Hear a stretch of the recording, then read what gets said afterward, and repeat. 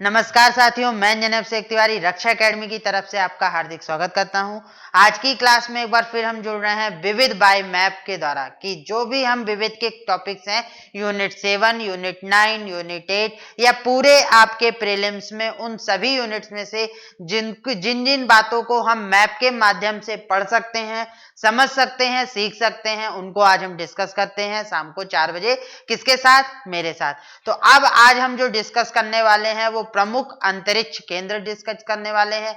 हमने पढ़ा है कि जो हमारा प्रमुख अंतरिक्ष केंद्र है, तो एक्चुअली में एक बात और याद रखो कि हमेशा ये जो टॉपिक है ये यूनिट 7 का टॉपिक है और इसमें ऑब्जेक्टिव बनेंगे। तो हम पहले क्या करते हैं, मैप के माध्यम से चीजों को समझते हैं, उसके बाद फिर हम उस पर क्या करते हैं, तथ्य भी देखते हैं कि यदि ऑब्जेक्टिव में कोई तथ्य आ जाए उससे रिलेटेड तो उन तथ्यों को भी समझा जा सके। तो जो हमारे प्रमुख अंतरिक्ष केंद्र है वो कौन सा है? इसरो, और यही सारे अंतरिक्ष प्रोग्राम को चलाता है, रन करता है। अब जैसे एक मानव शरीर के अंदर कई सारे पार्ट होते हैं, वो मिलकर एक यूनिट बनते हैं, उसी तरीके से इसरो में भी कई सारे पार्ट्स होते हैं जो मिलकर एक क्या बनाते हैं? इसरो बनाते हैं। जैसे हमने बार्क में भाभा एटॉमिक रिसर्च सेंटर पिछले उसमें देखा था, वैसे ही हम यहाँ पे भी देखेंगे। तो यहीं पे हम इसरो के सारे पार्ट्स की बात करेंगे कि कौन कौन से इसरो के अंग हैं, वो अंग क्या क्या करते हैं और भारत में कहां कहां लोकेटेड है। तो सबसे पहले हम उनकी लोकेशन को मैप के माध्यम से समझेंगे और लास्ट में हम कुछ फैक्ट हैं जिन फैक्टों के बारे में चर्चा करेंगे। तो चलते हैं, आगे बढ़ते हैं और आगे बढ़कर आज हम देखते हैं कि क्या क्या चीजें।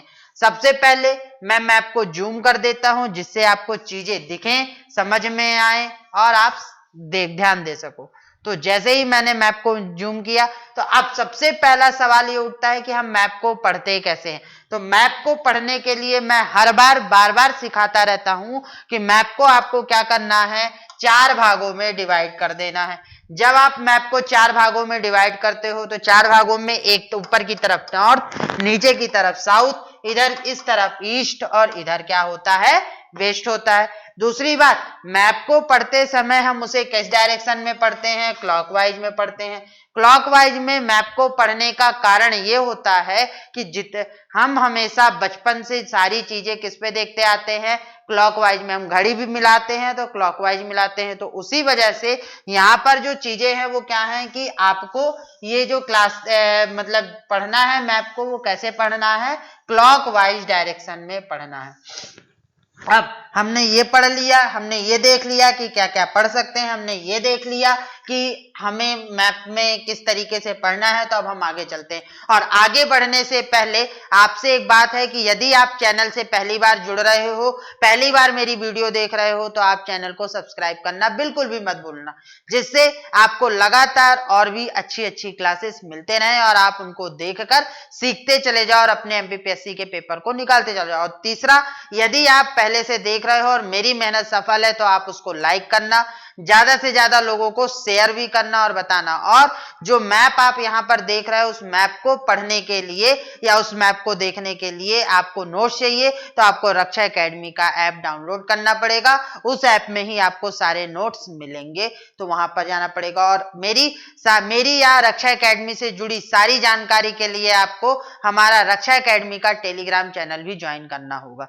ये 3 काम आप जरूर कीजिए जिससे आपको सारी चीजें सुव्यवस्थित ढंग से एक जगह मिल सकें। चलते हैं, आगे बढ़ते हैं। अब मैप में बात करते हैं तो देखो ऊपर से तो कुछ है नहीं, तो पूरा मैप खाली जा रहा है। अब जब हम मैप में नीचे की तरफ आते हैं तो नीचे की तरफ आपको साउथ डायरेक्शन में क्या मिलते हैं? नीचे अगर मैप को मैं 4 भागों में डिवाइड कर दूं तो इस 4 भाग में जो आपका ये वाला हिस्सा होता है, इस कॉर्नर वाला, फोर्थ वाला, इस कॉर्नर में आपको 2 ऐसे दिखते हैं जो कि हमारे अंतरिक्ष केंद्र से जुड़े हुए, इसरो से जुड़े हुए होते हैं। तो पहला आपको दिखता है क्या? पहला आपको दिखता है राष्ट्रीय दूर संवेदी एजेंसी हैदराबाद। अब ये दूर संवेदी एजेंसी क्या होती है, ये आगे इसी क्लास में फैक्ट के माध्यम से समझेंगे कि ये काम क्या करती हैं और क्या होती हैं। उसके बाद उसी के नीचे आओ तो आपको क्या मिलता है? सार केंद्र मिलता है। श्रीहरिकोटा क्या होता है? श्रीहरिकोटा। तो श्रीहरिकोटा में आपको क्या मिलता है? सार केंद्र मिलता है। अब सार केंद्र से जितने भी रॉकेट जितने भी आपके PSLV ये सारे होते हैं, इनका प्रशिक्षण किया जाता है, असेंबल किया जाता है। अब आप जैसे ही इसके तीसरे वाले भाग पे आते हो तो तीसरे वाले भाग में आपको क्या दिखता है? तीसरे वाले भाग में भी आपको दो चीजें दिखती हैं और इन्हीं तीसरे वाले भाग में आपको कितनी दिखती हैं? 3 चीजें दिखती हैं और इन 3 चीजों में आपको कौन कौन से हैं? 2 तो प्रणोदक केंद्र दिखते हैं। कहाँ कहाँ? बेंगलोर और तिरुवनंतपुरम में। तो एक प्रणोदक केंद्र कहाँ है? बेंगलोर में। एक प्रणोदक केंद्र कहाँ है? तिरुवनंतपुरम में। उसके अलावा तिरुवनंतपुरम में ही आपको एक चीज और दिखती है, बड़े ध्यान से देखो तो विक्रम साराभाई अंतरिक्ष केंद्र। तो विक्रम साराभाई अंतरिक्ष केंद्र आपको कहाँ दिखता है?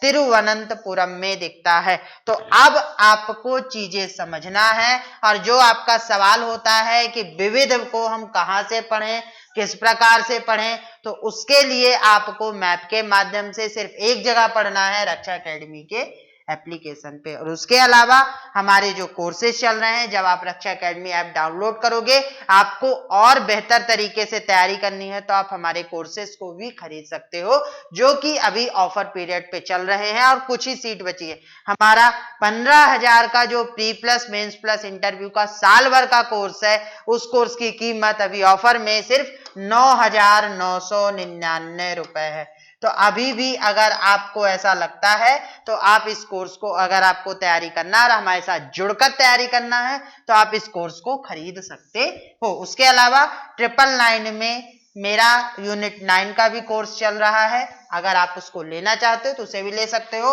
उसमें आपको 2000 प्लस MCQ मिलेंगे जो कि लगातार अपडेट होंगे अब, और उसमें यूनिट 9 लगभग 70 से 80% कंप्लीट हो चुकी है। कुछ क्लासेस बची हैं, वो भी जल्द से कंप्लीट होगी। तो आप उस कोर्स को भी खरीद कर, अगर आपको सिर्फ यूनिट 9 पढ़ना है तो आप 999 में वो कोर्स भी खरीद सकते हो, जिसको सूचना एवं संचार प्रौद्योगिकी के नाम से मेरी सुंदर सी फोटो भी लगी है, उसमें मिल जाएगा। उसके आगे की बात करें, आगे बात करते हैं तो आपको इधर और दो दिखते हैं। एक क्या दिखता है? इसरो का उपग्रह केंद्र दिखता है और यहाँ पर मुख्य नियंत्रक सुविधा हासन में दिखती है। तो दो चीजें और मिलती हैं। तो कितने डिपार्टमेंट हो गए?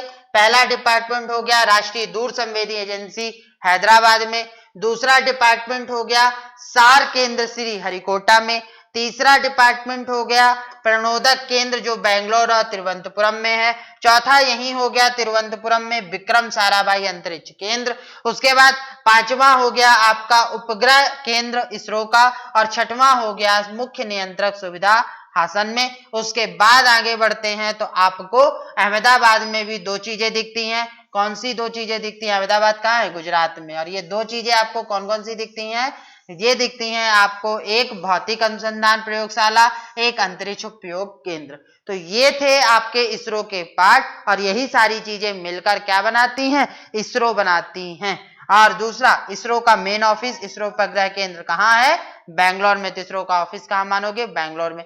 अब हम चलते हैं प्रमुख तथ्यों के बारे में पढ़ते हैं कि जिन तथ्यों को हमने, जिन ऑफिसेस को, जिन केंद्रों को यहाँ देखा, वो केंद्र कहाँ कहाँ है और उनका काम क्या होता है। कहाँ है ये तो हमने देख लिया, अब क्या काम करते हैं ये भी देख लो, क्योंकि क्वेश्चन तो यहाँ से भी पूछा जाता है और अगर पूछा जाएगा तो हमें आना चाहिए। इसीलिए हम इस मैप में फैक्ट भी पढ़ते हैं, हम इस मैप में मैप के माध्यम से लोकेशन को भी समझते हैं, और हम पूरी तरीके से कोशिश करते हैं कि आपको पूरी सारी चीजें एक क्रम से, एक व्यवस्थित ढंग से पढ़ाई जा सके, सिखाई जा सके। और जल्द ही मैं आपके लिए यूनिट 7 के खाद्य प्रसंस्करण की क्लास भी लेकर आ रहा हूं। बीच में मैप की कुछ क्लासेस रोककर इन्हीं 4 बजे के स्लॉट में मैं आपके साथ जुड़ूंगा और खाद्य प्रसंस्करण में से रिलेटेड टॉपिक और चीजें आपको समझाऊंगा, बताऊंगा कि क्या होता है। वो भी यूनिट 7 का एक महत्वपूर्ण पार्ट है और आपको दिक्कत जारी होगी उसको पढ़ने में। तो अब 2 या 3 लेक्चर्स मैप के आएंगे, उसके बाद जल्द ही आपको खाद्य प्रसंस्करण के बारे में पढ़ने को मिलेगा यूनिट 7 का। उसके बाद सार केंद्र क्या होता है, ये सबसे पहले कहा था श्री हरिकोटा में, हमने लोकेशन देखी थी। इस केंद्र में भारतीय प्रक्षेपण यान जैसे पीएसएलवी या जीएसएलवी ठोस ईंधन रॉकेट के विभिन्न चरणों का पृथ्वी पर परीक्षण किया जाता है, उनके प्रणोदक का प्रसंस्करण किया जाता है। मतलब कि जो एक पीएसएलवी और या जीएसएलवी होता है जिसमें अलग अलग चरण पे वो टूटते हैं, उनको उनका परीक्षण करते हैं, उनका प्रसंस्करण करते हैं। कहाँ पे? सार पे करते हैं, श्रीहरिकोटा में। उसके बाद विक्रम साराभाई अंतरिक्ष केंद्र, इसका काम क्या होता है? रॉकेट अनुसंधान तथा प्रक्षेपण यान विकास परियोजनाओं को बनाने और उन्हें क्रियान्वित करना। मतलब जितनी भी परियोजनाएं बनाई जाती हैं, जितनी भी योजनाएं बनाई जाती हैं, वो कहाँ बनाई जाती हैं? विक्रम साराभाई अंतरिक्ष केंद्र में। और फिर उनको लागू, उनको क्रियान्वित भी कहाँ किया जाता है? यही केंद्र में किया जाता है। उसके बाद अगला केंद्र आपको कौन सा मिलता है? इसरो उपग्रह केंद्र। इसरो उपग्रह केंद्र जो होता है वो क्या होता है? इसमें उपग्रह परियोजनाओं के डिजाइन, निर्माण और परीक्षण और प्रबंध किया जाता है। मतलब रॉकेट कहाँ बना? विक्रम साराभाई में। उसका परीक्षण कहाँ किया गया? श्रीहरिकोटा में। उपग्रह कहाँ बनाए गए? इसरो उपग्रह केंद्र में। और उनकी प्रबंध भी कहाँ किया गया? परीक्षण भी कहाँ किया गया? उपग्रह केंद्र में। अब द्रव प्रणोदक इकाई, तो अब जब रॉकेट बनकर तैयार हो गया, परीक्षण हो गया, अब उसको क्या करना है? उसमें ईंधन तो डालना पड़ेगा। तो उन्हीं ईंधन और उनको कंट्रोल और इंजन का डिजाइन और विकास करने के लिए हमने क्या बनाया? द्रव प्रणोदक प्रणाली केंद्र बनाया, जो कि कहाँ है? जो कि तिरुवनंतपुरम और बेंगलोर में है। तो चीजें आपको वही है कि अलग अलग जो पार्ट्स होते हैं उन सब पार्ट्स को अलग अलग। अब भौतिक अनुसंधान प्रयोगशाला कहाँ है? अहमदाबाद में। इसमें क्या होता है? अंतरिक्ष और संबंध विज्ञान में अनुसंधान एवं विकास करने वाला प्रमुख केंद्र। तो अंतरिक्ष से रिलेटेड जितनी भी क्या होता है कि जितनी भी भौतिकी से जुड़ी चीजें होती हैं, उनसे जुड़ा अनुसंधान होता है, वो सारा का सारा अनुसंधान कहाँ किया जाता है? वो सारा का सारा अनुसंधान भौतिक अनुसंधान प्रयोगशाला अहमदाबाद में किया जाता है। तो पहली जगह सबसे पहले हमने क्या पढ़ा था? सबसे पहले हमने पढ़ा था आपका श्रीहरिकोटा।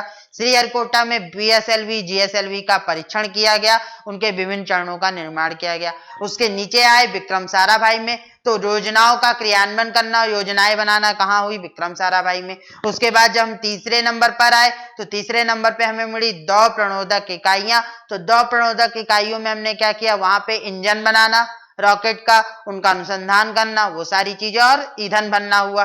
उसके अलावा फिर हमने नीचे आए तो इसरो उपग्रह केंद्र देखा, जहां पर उपग्रह का डिजाइन करना, उनका विकास करना, उनका मैनेजमेंट करना, सारी चीजें कंट्रोल करना, सारा कहाँ हुआ? इसरो उपग्रह केंद्र में। उसके बाद हम आगे बढ़े तो उसमें किसी भी उपग्रह या किसी भी उसमें लगने वाले जो भौतिक आपके एलिमेंट्स होते हैं, डिवाइसेस होते हैं, उन डिवाइसेस को अनुसंधान करना, उन सब का काम हमने कहाँ देखा? भौतिक अनुसंधान प्रयोगशाला में। उसके बाद हम आगे चलें तो अब हमें क्या समझ में आता है? मुख्य नियंत्रक सुविधा। मुख्य नियंत्रक सुविधा क्या है? जितने भी इनसैट होते हैं आपके, जितने भी इनसैट होते हैं आपके उपग्रह के सभी गतिविधियों, मतलब इनसैट को उपग्रह की कक्षा में रखने के बाद उसका पूरा नियंत्रण, उसकी पूरी देखरेख और उससे मिले डेटा का एनालिसिस करने के लिए हमने क्या बना रखा है? मुख्य नियंत्रक सुविधा बना रखी है। उसके बाद अंतरिक्ष उपयोग केंद्र। अंतरिक्ष उपयोग केंद्र क्या होता है? अंतरिक्ष और टेलीविजन से जुड़े उपग्रह का प्रयोग करना, उन पर प्रैक्टिकल करना, प्राकृतिक संसाधनों का सर्वेक्षण करना, जीआईएस, जीपीएस के माध्यम से जो डेटा मिलता है उस डेटा का एनालिसिस करना, ये सारा काम कहाँ होता है? अंतरिक्ष का। मतलब कि अंतरिक्ष के जो हम उपग्रह इंस्टॉल किए, उस उपग्रह का किन किन चीजों में हम उपयोग कर रहे, उन उपयोगों को देखरेख करने वाला कौन होता है? अंतरिक्ष उपयोग केंद्र। लास्ट में राष्ट्रीय दूर संवेदी एजेंसी। यह एजेंसी उपग्रह से प्राप्त आंकड़ों का उपयोग करके पृथ्वी के संसाधनों की पहचान करता है, वर्गीकरण करता है, गतिविधियों का निर्धारण करता है। ये सारे काम कौन करता है? राष्ट्रीय दूर संवेदी केंद्र। तो ये थे आपके प्रमुख अंतरिक्ष केंद्र जो इसरो के एक पार्ट्स हैं और उनसे जुड़े हुए महत्वपूर्ण तथ्य, और ये आपके यूनिट 7 का एक महत्वपूर्ण भाग था। जाते जाते यदि आप नए जुड़े हो तो एक बार फिर से कह रहा हूं, चैनल को सब्सक्राइब करना मत भूलना।